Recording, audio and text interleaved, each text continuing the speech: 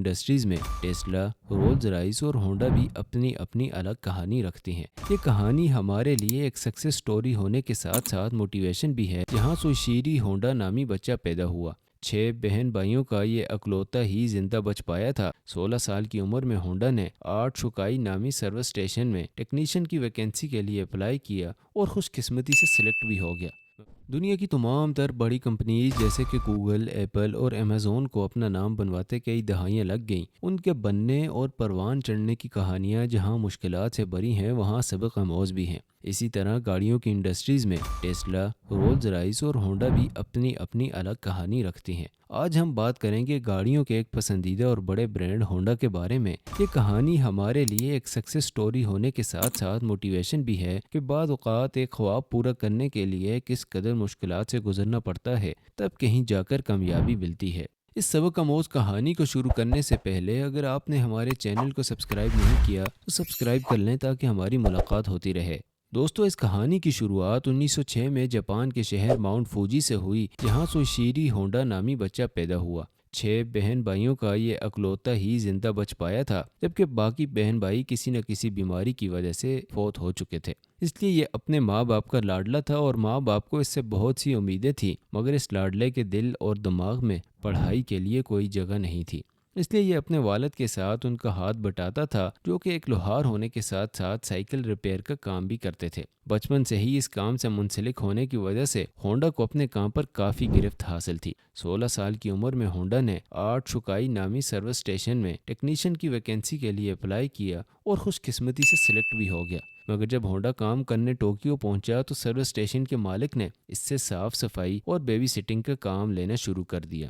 Honda اس کام سے تنگ تو تھا مگر ہار کر واپس بھی نہیں جانا چاہتا تھا، اس لیے کئی مہینوں تک اس نے یہ نوکری کی۔ کچھ مہینوں کے بعد آرٹ شوکائی کے مالک نے بالآخر اسے ورکشاپ کے کام پر لگا دیا۔ اب چونکہ یہ کام ہونڈا کی پسند کا تھا، وہ جلد ہی ہر ایک انجن اور اسپیئر پارٹس کو اچھے طریقے سے سمجھ گیا۔ اسی دوران آرٹ شوکائی نے اپنی 2 سپورٹس کار متعارف کروائیں، جس میں پہلی کار آل ڈیلمر تھی اور دوسری کرٹسز استعمال شدہ انجن سے بنی۔ یہ دونوں گاڑیوں نے 1924 میں جیپنیز موٹر کار چیمپئن شپ میں پہلی پوزیشن حاصل کی۔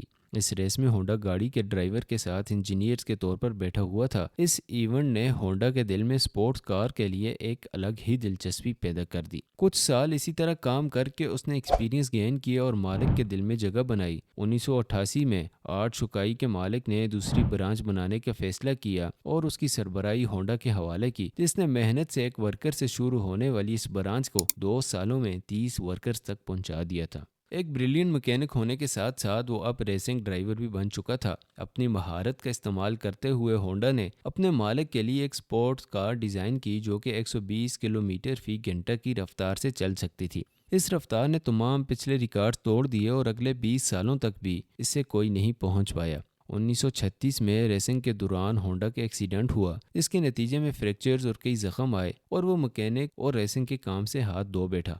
کئی مہینے لگا کر ٹھیک ہونے کے بعد اس نے مالک کو اسپیئر پارٹس بنانے کی فیکٹری کا مشورہ دیا، جو کہ مالک اور اس کے انویسٹرز نے ریجیکٹ کر دیا اور ہونڈا نے اپنے ہی دم پر کمپنی کھولنے کا ارادہ کیا۔ مگر یہ کام اتنا آسان نہیں تھا جتنا اسے لگ رہا تھا۔ دوستو، کئی عرصہ لگا کر اس نے انجن پسٹنز بنانے کی کوشش کی مگر ہر بار ناکام رہا۔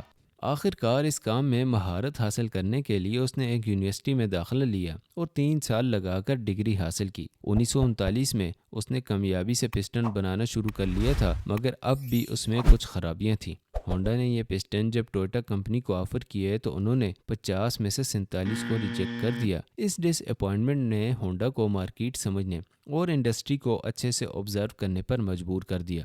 جاپان کی تمام مینوفیکچرنگ کمپنیز اور انجینئر سے رہنمائی حاصل کر کے ہونڈا نے ایک بار پھر پسٹن بنایا اور اس بار کا پسٹن تمام کمپنیز کی جانب سے کوالٹی ٹیسٹ پاس کر گیا اور ہونڈا کی کمپنی کو آرڈر ملنا شروع ہو گئے۔ ترقی کی راہ سے ہوتی ہوئی یہ کمپنی میں 2000 ملازم کام کرنے لگا تھے اور ہونڈا کے خواب بھی حقیقت بننے کے قریب ہی تھے۔ مگر 1941 میں ورلڈ وار 2 شروع ہو گئی۔ جہاں منسٹری نے تمام کمپنیز کا کنٹرول لیا، وہاں تمام ورکرز کو ملٹری سروس میں بھی بھیج دیا گیا۔ 3 سال انتہائی تنزلی میں گزارنے کے بعد 1944 میں جہاز سے گرتا ایک میزائل سیدھا ہونڈا کی کمپنی پر آ گرا۔ اس نے تمام تر امیدیں بھی خاک میں ملا دیں 1945 میں ہیروشیما پر ہونے والے اٹیکس نے تو جاپان کی کمر ہی توڑ دی اور کئی سال کے لیے مفلوج کر دیا۔ جنگ کے اختتام کے لیے جاپان نے سرنڈر کر دیا، مگر اب ہونڈا کے پاس کچھ بھی بچا نہیں تھا۔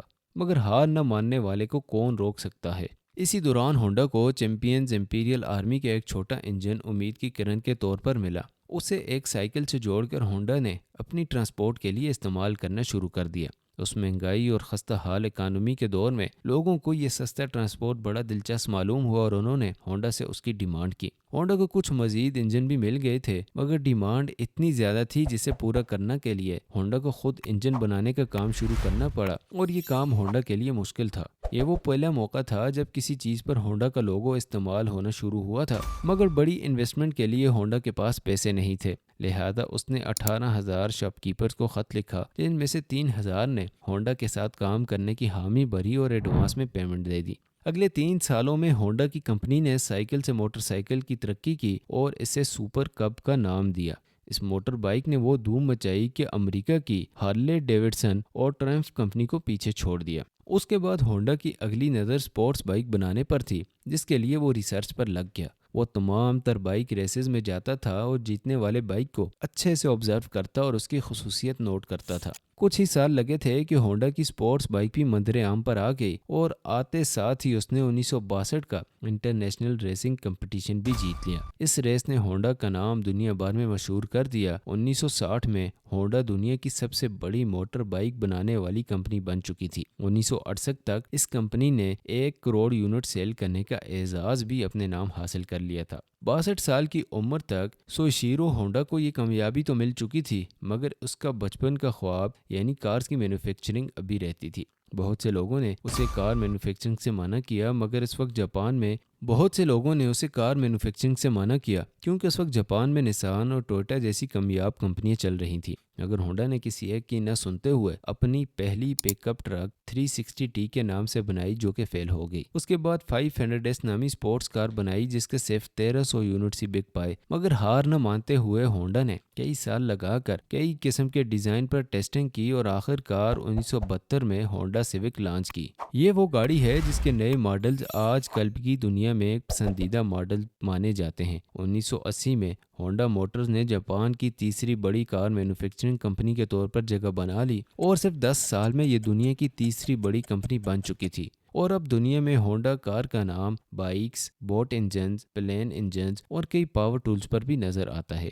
سوئشیرو ہونڈا نے 1973 سے ہی کمپنی سے ریٹائرمنٹ لے لی تھی اور 5 اگست 1991 کو اس دنیا کو خیر آباد کہہ دیا، مگر اپنے پیچھے موٹیویشن اور ہارڈ ورک سے بھری یہ کہانی ہمارے لیے چھوڑ گئے۔ اس امید کے ساتھ آپ کو یہ ویڈیو دلچسپ معلوم ہوئی ہوگی، اسے لائک اور شیئر کرنا نہ بھولیں۔